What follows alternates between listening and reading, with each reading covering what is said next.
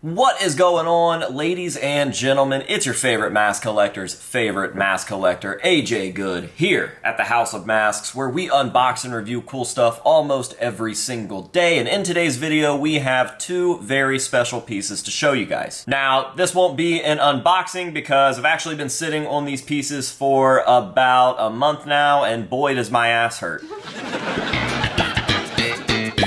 Now, I've had these sitting here for around a month. I picked them up at a concert up in Cleveland a while back. Some of you guys might know what show I am talking about. But with all of the PaleFest festivities, I just haven't been able to shoot my regular content. I've been trying to keep up with the festival and the content following the festival, and I'm still playing catch up on different scores that I picked up right before PaleFest. So with that being said, I have got two very special masks to show you guys today, and I'm just going to be showing those off and talking a little bit about the story behind picking them up, because it really was a cool night, and I've got a few people to talk about in this video. So buckle up. There are going to be quite a few name drops in this one, and I don't know, I'm just in a really good mood, a very thankful mood. I don't know, maybe it's because stupid-ass Thanksgiving is right around the corner, but I am very thankful for the people in my life, and everybody that I'm going to talk about in this video plays a bigger part than just mask stuff, okay? So, as I mentioned, we have two masks to show off today, but not just any masks. We have got two real deal Squid Pisser masks. That's right, our friends over in Squid Pisser.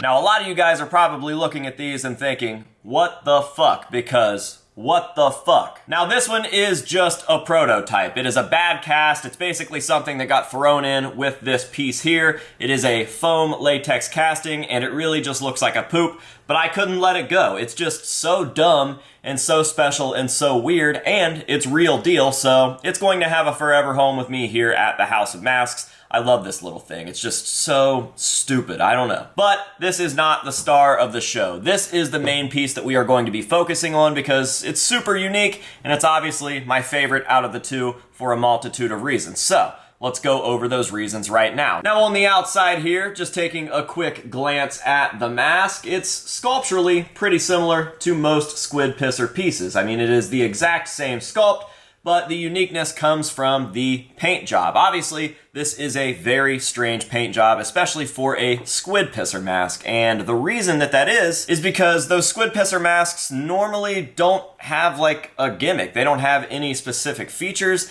They're just kind of blotchy, gross, basic paint jobs. They really, honestly, just look dirty. I can't even really call them paint jobs because I don't really think that that's what they are. They have face paint smeared on them. They have the crusty remnants of whatever liquid touched them the night before. And they are cast in a very strange foam latex that already gives them a kind of gross, dirty, blotchy look. But this one, however, looks the way it does, and I was drawn to this thing immediately. I absolutely loved the face paint on it. I just felt like it was so unique and so special, so I picked it up without hesitation from the merch booth, and a little bit later when I was hanging out with the Squid Pisser guys, they told me that this was actually based off of some paint jobs of one of my new favorite artists. And that is none other than Gregory Jacobson. He is responsible for the Dreams of Puke artwork. Definitely a special record because I have a mention in the record, which is awesome. Shout out to Squid Pisser. But just a phenomenal artist in general. I mean, he definitely has one of the most unique styles that I've ever seen, and every single painting he posts is extremely captivating. Now, I was actually fortunate enough to connect with Gregory right before this show, and I sent him one of my death masks. He agreed to paint it up, and it looks like he's having a lot of fun with it, so hopefully you guys will see that on the channel soon.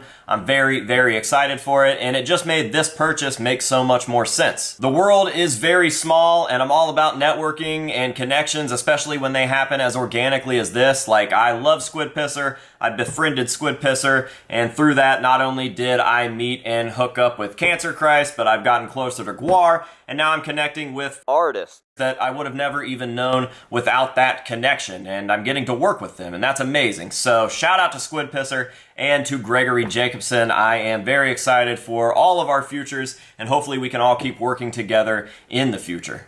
Future. Now with that being said, it's not just the aesthetics of this mask that make it a unique piece, but it's what it's made of. This is the only squid pisser mask that I've ever seen that isn't cast in foam latex. Remember I was talking about foam latex earlier? Well, this one is a straight latex copy. It's a very, very thin pull. And again, it's the only straight latex copy that I've ever seen of a squid pisser mask. Typically, they are gay latex copies. All jokes aside, I really have only ever seen them done in foam latex. I've seen all the guys' masks backstage. I actually own 2 stage use squid pisser masks from the last few years, and I have this prototype, obviously, and they are all done in foam latex. Now, I'm not sure why this one got run in straight latex, but I'm not complaining about it because typically regular latex will outlive foam latex, and my guys are already stage use, so they're on the way out already. Obviously, I'm going to do my best to preserve those for as long as possible, and I think in my care, they're probably going to live for at least my lifetime. But for regular collectors and just collectors in general, we typically prefer real latex runs because foam latex does tend to break down. So, no idea why this one was done in straight latex, and I'm not even sure how it was done in straight latex. The artist that made these must have done a separate mold for regular latex pulls and it just doesn't get used or something. I'm not sure about the logistics on running a regular latex piece in a foam latex mold or vice versa,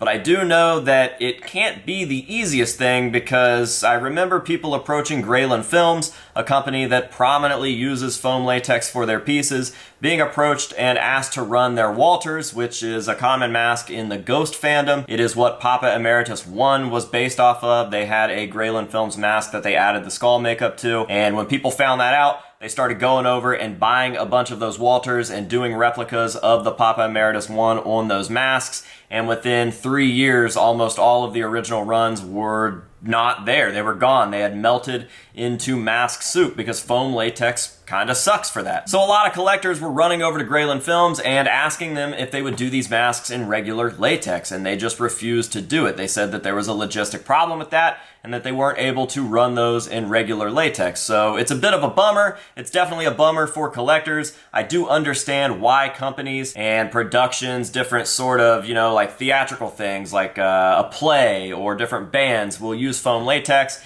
It is a lot more breathable, it's a lot lighter, it's just easier to perform in, but the downside is that they do break down and rot a lot faster than regular latex, which already doesn't have the longest lasting life. Latex is a raw material, it's a pure material, and it breaks down organically, and that's just the nature of the game. So, the aesthetics and the way that this thing was made makes this a pretty special one-off piece. And then we've got the ties with the whole Gregory Jacobson thing and just the fact that I'm friends with Squid Pisser. I love Tommy and I love Roz, and I was actually able to hang out a lot more with Roz on this round than I had in the past. And even Tommy, we got to go out and eat. Everything was fun. I got to meet his wife. She's a great person. And I got to meet the rest of the band, people that I've known for a while, like Michael. Never got to meet him in person until this round, or the new drummer, Brady, who is on this tour, who just absolutely kills it. He's like the most likable person I've ever met in my life. Very, very good people, and it was my first time seeing Squid Pisser live, which is also special. I gotta say, they blew me away. From the introduction sequence,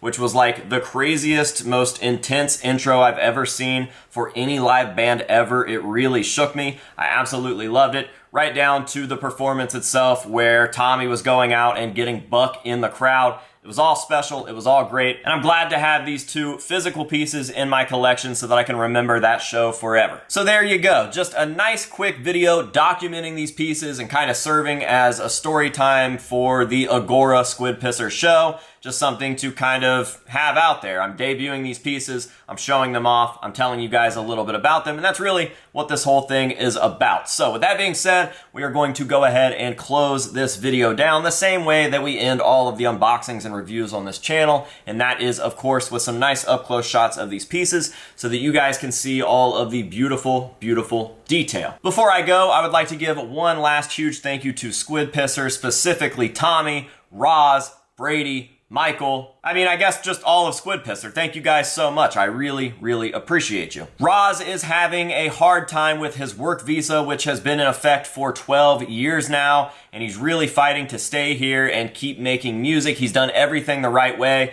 and it just seems like the US government is, surprise, surprise, being extremely unfair to him. So I'm going to be dropping a link down below if you guys would like to go help him out. He is literally tooth and nail fighting to stay here, and I think that it's worth mentioning that he's done everything the way that he's supposed to be, and that this is just a random, weird interruption. And if you guys are a fan of Cancer Christ or Squid Pisser, and you guys want to see him stick around, please head over to that GoFundMe and try to help him out. Every dollar counts. I donated yesterday, and I would hope that you guys do the same. He's a great dude, a great performer, a great musician, and he's a part of some projects that are very near and dear to the House of Masks heart, so please consider clicking that link and doing what you can. Now with that thanks and PSA out of the way, I've got one more thank you to give, and that is to you guys, the viewers. Thank you for being here, for watching this video, and for supporting the House of Masks however it is you choose to do so. I just realized because of this thing right here that I feel like I have a puppet on my hand, and I'm like actively doing a puppet show, but that's not what's happening. I'm just talking with my hands